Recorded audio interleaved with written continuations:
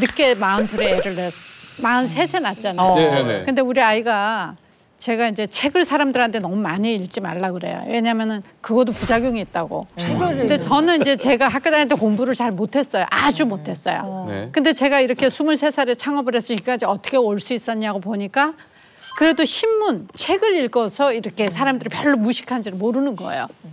그래서 제가 나도 이래서 책을 읽어서 이렇게 했지.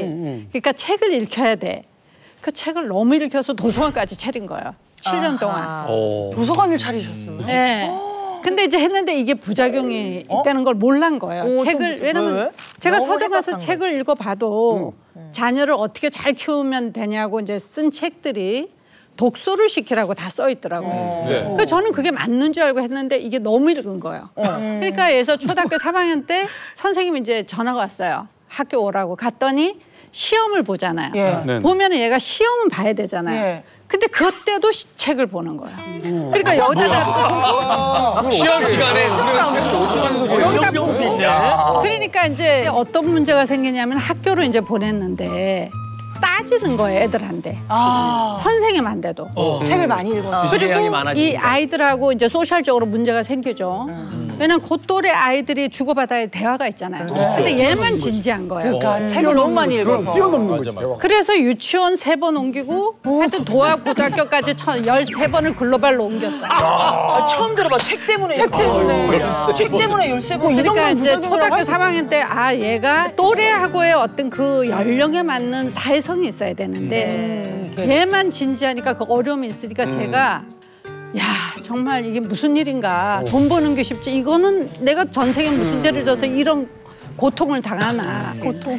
이랬는데 갑자기 탈을 하면서 얘가 기획을 다 하잖아요. 촬영 편집 기획을. 근데 이런 거를 한 번도 안 해본 애거든요.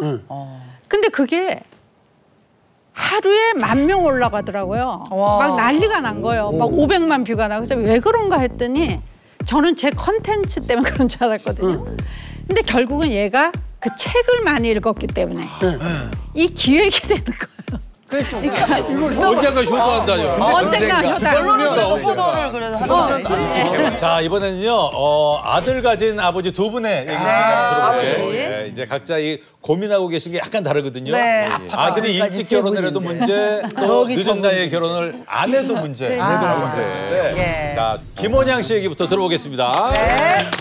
장가 안 가는 44살 아들 김지석 때문에 속 터집니다라고 김지석 씨 얘기 나오네요. 네. 아들 셋의 큰 아들은 30살에 결혼을 했어요. 네네.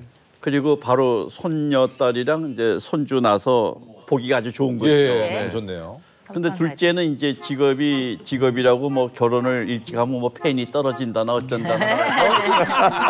걱정 안 해도 뭐 어쩐다나. 35 넘어가는 것까지는 그런 대로 이해를 했어요.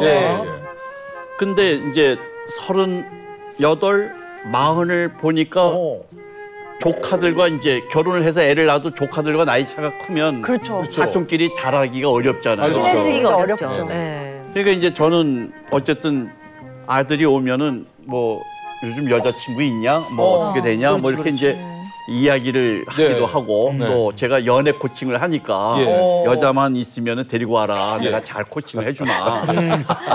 그러면서 걱정을 하는 거죠. 그런 얘기할 때마다 막 스트레스를 받으면서 그런 얘기하면 나 집에 안 찾아온다. 여러 번 그랬어요. 그래서 내가 뭐 너 결혼만 하면 내가 굉장한 그 추구금을 엄청나게 내겠다. 빵빵하게. 빵빵하게. 보상금까지 보셨네요. 그런 얘기 하지 말라. 자기 비혼주의라는 거예요. 그 마음에 걱정이 된 거예요. 되죠. 아유. 농담이라도 비혼주의라니. 농담이라도 안 돼. 그래서 제가 어느 날 그래 사랑하는 사람이라면 누구래도 좋다 그랬더니 정식으로 정말? 있나 봐. 흑인 남자 데리고 와도 돼? 흑인 남자 데리고 와도 돼? 충격을 먹은 거예요.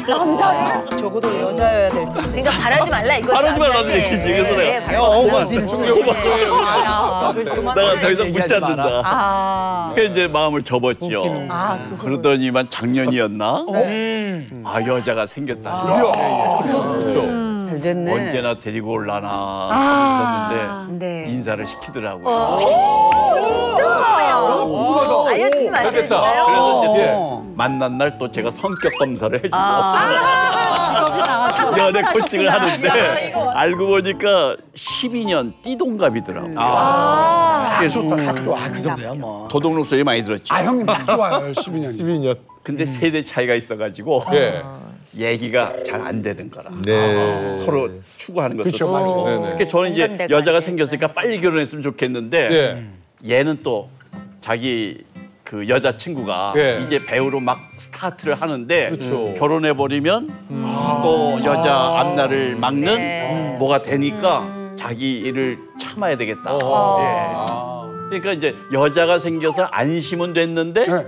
손주를 언제나 보려나 생각 때문에 그런 생각 고민입니다. 아니 그 여자친구라고 아들이 딱 이렇게 처음 딱 보여줬을 때 느낌이 어떠셨어요? 기분이? 신기했어요. 그리고 안심이 일단은 됐어요. 안심이 되고 흑인 남자가 아니라서. 남자가 아니어서. 비혼주의가 아니잖아. 일단은. 어떻게든지 잘해주고 싶은 마음. 마음에 들으셨다. 그러셨을 것 같아요, 진짜. 마음에 아니 첫 번째 때 경험이 있는데도 그런 마음이 들었어요. 첫째 경험이 있었잖아요. 첫째 경험은 있는데 결혼해서 바로 홍콩을 왔기 때문에 며느리와 관계에서 그 살갑게 뭐 하는 거를 거의 못했죠. 아쉬운 게 많죠. 자 지금 너무 부러우셔가. 바짝 붙으셨어 저쪽. 첫째 느낌이 다 났어요. 몸이 잘 이루어지길 저희가 바라면서. 아이고. 자 이렇게 또 아들의 결혼을 바라는 분이 있으신 반면에 아들이 빨리 결혼해서 더 속 썩고 계시다는 그런 분이 계세요. 김성근 씨의 얘기를 저희가 박수로 역시해주세요. 결혼도 했는데 언제까지 나한테 손 벌리고 살래? 그러네요. 이건 안 돼요. 네, 아까 제가 말씀드렸죠. 이제 예. 저는 이제 아들만 92년생, 96년생. 예. 아들만 둘이 있는데요. 그러니까 저도 이제 딸이 되게 그립잖아요, 사실. 그래서 마음으로는 네. 이 녀석들이 빨리 결혼해서 이쁜 며느리를 데리고 오면 딸처럼 되게 잘해주고 로망이 있죠, 싶어요. 로망이. 그렇죠. 근데 어느 날 갑자기 예.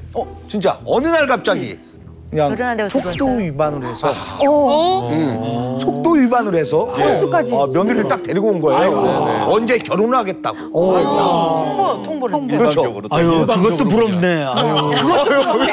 근데 그 당시에 이제 벌써 이제 4년 전이니까 29살이잖아요. 근데 보통 이제 남자들은 대학 4년 나왔다가 군대 갔다 와서 뭐 이제 직장 생활 몇 년 하면 그렇죠. 사실 결혼할 돈도 없잖아요. 없지. 돈 모으기 힘들죠. 그때. 그렇죠. 그래서 제가 물어봤죠, 살짝. 예. 돈은 얼마나 있냐. 아버지 없어요. 아니 그거예요, 그 표정. 네. 어딨어요, 제가? 네, 딱 그 표정이에요. 그래서 답답하잖아요. 예. 근데 6개월이었어요. 바로 이제 결혼을 시켜야 되잖아요. 하네 그냥. 그래서 그때 이제 그렇게 돈을 달라는 얘기는 사실 대놓고는 못 하고. 네. 근데 어떻게 안 도와줘?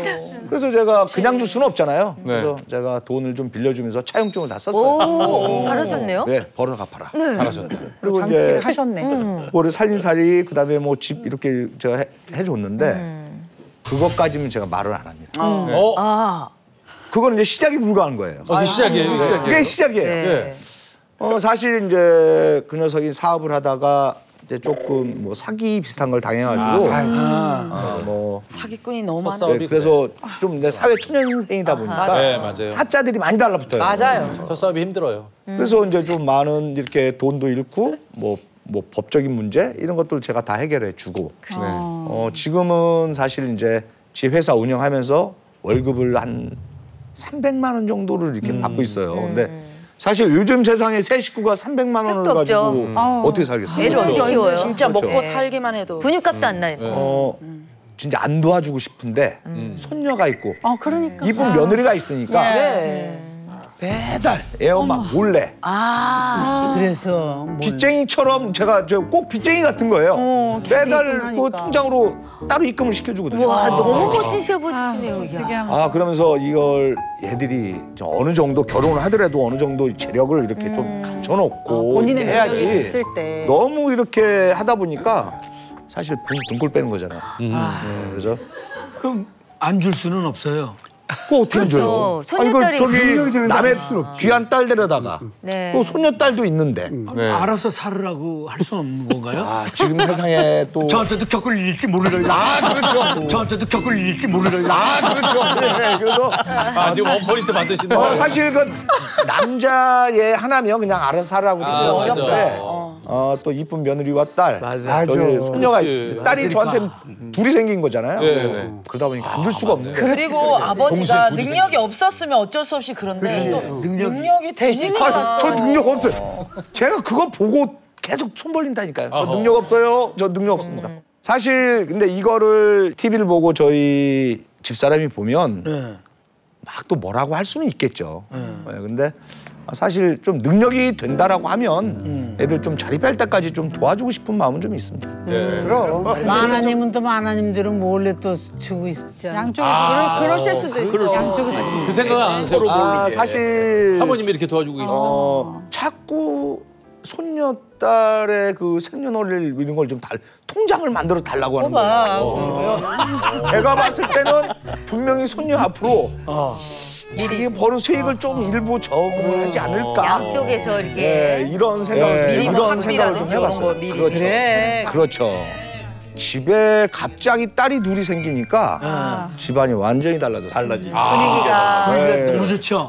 그런데도 지금은 안 하고 얘기합니다. 아니 이용렬 씨 그러다 무릎에 앉으시겠어요. 방송을 하실 중에 두 분이서 대화를 하세요. 방송을 하셔야 아 여기만 보면 복덕방이에요 지금. 근데 들어보면은 예. 다 문제인데? 들어보니까 이게 뭐가 그냥 다 문제야 아들들이. 근데 애녹 씨도 만약에 네. 애녹 씨가 원했던 게 다 갖춰준 여자야. 내가 원했던 스타일이. 예. 네. 근데 딱 한 가지 그 사랑하는 여자가 트로트를 너무 싫어해. 그럼 어떻게 할 거야? 다 좋아하는 정말 얌생이다. 트로트를 문제가 싫어해. 어떻게 그럼 그런 분이라면 제가 어떤 일을 해도 좋아하지 않을까요? 모든 거 갖춰 안 낚이네. 야 우문현답 나왔어. 그럼 그쪽에서도 여길 좋아하지 않겠지. 좋아하지. 그런 거 걱정하지 마. 네 걱정이나 해. 그런 거 걱정하지 마. 네 걱정이나 해. 선생님 너무 시원하네요. 장가도 안 가는 사람을 그냥 어떻게 해서든지 그냥 못 가게 하는 말만. 근데 이게 좀 아깝지 않을까요? 아들 둘, 셋이 하나 하시고 저도 아들이 둘인데 아직 어리잖아요. 네. 지금 정말 저도 지금 50이 넘어서 중년의 나이인데도 현역에서 지금 열심히 뛰고 있는 거는 아직 아이들이 어려요. 그래서 제가 지금 조금 쉬고 싶어도 열심히 일을 할 수밖에 없거든요. 예. 그래서 저 아이들을 막 이렇게 잘 키워놨어요. 그런데 감동력이지. 얘가 뭐 이제 효도할 나이가 돼서 나한테 용돈도 좀 주고 이렇게 해야 되는데 날짝 얼른 시집을 장가를 가버리면 일단 장가를 가면 그때부터는 내 가정이 있는 거잖아요. 내 와이프도 챙겨야 되고 또 아이가 생기면 그 가장으로서의 역할을 해야 되기 때문에 또 일할 수밖에 없거든요. 왜냐하면 그 가정을 또 꾸려야 되기 때문에. 그래서 저는 제 욕심에는 아들이 애녹 씨처럼 빨리 안 갔으면 좋겠어요. 예, 그리고 어느 정도 자기 일을 갖고 능력이 됐을 때 어느 정도 부모님한테 좀 이렇게 받은 만큼 효도를 하고 그리고 여자가 있더라도 조금 이제 뒤에 했으면 좋겠어요. 그렇다고 애녹 씨처럼 안 가면 안 되고요. 왜냐면 호랑이 냄새 나면 진짜 어쩌다 우리 애녹이 이렇게 안 가기로 결정했어? 여러분 이러지 마세요. 우리 애녹 보호해야 됩니다. 안 가기로 결정했어. 지금 너덜너덜해졌어 지금. 저희 집에서는 25살이 되면 짐 싸서 나가야 돼요. 독립해야 돼요. 무조건. 그러니까 큰 놈을 그렇게 하고 나니까 둘째, 셋째가 자동으로 나가야 되는구나. 형이 그렇게 있으니까. 이게 장난이 아니구나. 그러니까 독립적으로 살 생각하지요. 네. 그리고 네가 좋아하는 여자 만나서 네가 결혼식 하는 거지 내 결혼식이 아니다. 그러니까 준비는 누가 해야 되냐? 네가 해야 된다. 그렇죠, 네가. 나는 아무 책임이 없다. 다만 이 500만 원의 독립자금과 살림을 다 이렇게 줘요. 플랜이 다 있으세요 보니까. 그러니까 이제 막내가 나가면서 자립 플랜을. 큰형이 나갈 때 500만 원이 지금으로 한 1000만 원 된다. 올려달라. 물가 인상 해줘야죠. 해주죠. 물가상세 내보내면 이제 손 터는 건데 왜냐면 자기 가정을 그렇죠, 꾸리는 맞아요. 거니까. 네. 그래서 한숨을 돌린다고 생각했는데 예. 제 아들이 이거를 좀 과하게 해요. 그러니까 이걸 과하게 하면 아파트 엘리베이터 앞에서 자버리고 길에서 자면 이제 며느리가 한국에 있는 나한테 전화를 해요. 한국에 잠들었는데. 저한테 아빠라고 부르는데 아빠 아범이 안 들어왔어요. 어떻게 하면 좋아요? 그럼 내가 여기서 어떻게 뭐 여러 가지 하소연을 많이 하면 제가 제조 과정상에 아무 문제가 없었다. 제조 과정상. 내 생각에는 사용자 취급 부주의가 어머 재밌다. 반품은 안 된다. 왜냐하면 사용자 잘못한 거니까. 반품은 안 된다. 반품 안 된다. 그래서 내가 여기서 도와줄 수가 없다. 네. 그건 너희 문제니까 너희가 알아서 해야지. 현명하시. 미안하다. 선을 딱 끊는 거예요. 좀 냉정하게 보였는지는 몰라도 결국은 둘이 해결을 하는 거예요. 맞는 말이에요. 이게 25이 기가 막힌 게요. 지금 대학 졸업하고 군대 갔던 감탄을 했잖아요. 제가 그 못한 게 이제 그거 하나인데 제가 아이들 교육시킬 때 집집마다 뭐 가정교육이 다 그 집안의 뭐 분위기에 따라서 다 다르니까. 다르죠. 근데 저는 이걸 3가지 교육을 시켰어요. 중학교 때부터 시켰거든요. 애들을 모아놓고 잊을만 하면 얘기하고 잊을만 하면 얘기하고 첫째 용돈은 고등학교 졸업할 때까지만 준다. 그렇지. 두 번째 공부는 하고 싶을 때까지 한다. 하고 싶을 때까지 시킨다. 세 번째 엄마 아빠한테 물려받을 유산은 없다. 요걸 했어요. 그랬더니 첫 번째 고등학교 졸업할 때까지 용돈은 고급밖에 안 준다. 대학을 들어갔어요. 그런데 한 번은 전화가 왔어요, 집으로. 사당동인데 여기 지금 내가 친구들하고 술 한잔 마시고 차 다 떨어지고 그래서 그 택시 타고 들어가는데 아빠가 그거 내려와서 저 차비 좀 줄 수 없어. 내가 돈이 없는데. 그래서 내가 그랬어요. 네가 이렇게 얘기하면 약속이 다르지 않느냐. 알아서 들어와라. 그거 끊었어요. 그래서 이튿날 방문을 열어보니까 들어와 있어요. 그래서 너 어떻게 들어왔니? 친구한테 돈 꺼서 들어왔대. 커봐 아르바이트 하니까 이렇게 되잖아. 그리고 냉정하게 딱 이렇게 돌아섰어요. 쉽지 않은데. 그랬더니 그때부터 작은 놈은 이렇게 바라보고 있으니까 냉정하게 살벌하거든. 근데 작은 애도 이제 알바를 이제 하기 시작해서 둘은 다 자동적으로 이제 이어졌어요. 두 번째 공부는 하고 싶을 때까지 시킨다는 저희 어머니 영향을 너무 많이 받았으니까 무조건 자식은 교육을 시켜야 된다는 거 아주 강렬했으니까. 그런데 그렇게 늦게 공부할 줄 꿈에도 몰랐어요. 늦게까지. 저렇게 얘기하시면 회사 다니다가 30이 넘어서 미국에서 저 대학원을 다니고 싶다는 거야. 갑자기 30 넘어서 30 넘어서 다니면 끝났다고 생각해야 돼. 그건 공부를 끝났다고 생각해야 돼. 그러니까 이게 돈이 갑자기 얼마나 늘까. 아빠 약속했잖아. 약속을 했잖아요. 아주 죽는 줄 알았어요. 공부 시키라고. 약속을 했으니까. 그래서 얘가 대학원 졸업하고 이제 직장 생활 갖고 있다가 큰애가 미국에서 직장 생활 하다가 이번에 이직 때문에 이렇게 들어왔어요. 근데 지금 김은양 우리 아버님 말씀을 듣고 내가 느낀 건데 한 가지를 안 했어요. 어떤 걸요? 네 번째 30이 되면 뒤도 돌아보지 말고 나가. 독립해야 되는데. 단 다시 집에 들어올 때는 혼자는 안 된다. 여자하고 같이 잠깐 들어오든가. 그걸 못 하셨네. 그 말씀을 드리니까 그 마지막 멘트를 안 했어요. 들어가지고 만약에 저기요 뱃속에 저 6개월이야 그러면 난 바로 이럴 것 같아. 누가 한번 해줘. 아버님 저 너무 뱃속에 6개월이 됐어요, 아버님. 고맙다. 너무 절실하셔. 저도 이제 결혼을 늦게 했잖아요. 원래 독신주의자였고. 근데 IMF가 터져갖고 이제 수입 업체가 굉장히 한차손 때문에 어려워졌었거든요. 그래서 저도 이제 싱글로 이제 오래 살려고 했는데 이제 갑자기 이제 결혼을 하게 된 거죠. 남편한테 도움도 많이 받았고.